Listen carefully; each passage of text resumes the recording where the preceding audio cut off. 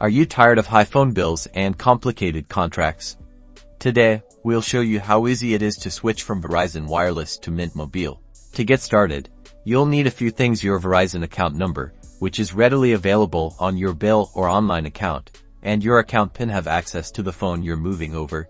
You'll receive important verification during the process. Also, keep your current phone handy for any verification Verizon might need to port out.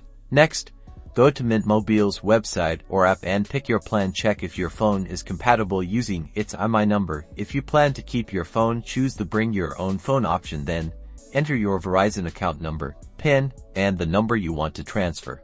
After that, activate your Mint Mobile SIM card in your phone. Mint Mobile will guide you through the steps in their app. You'll likely get a text or call from Verizon to verify the port request. Respond to the request quickly. Once confirmed, your number will be transferred. This usually takes a few minutes to a few hours. Your Verizon service shuts off automatically once the transfer is done. You can then use Mint Mobile with your old number. If you face issues, contact Mint Mobile's customer support for help during the transfer. Crucial for a successful switch.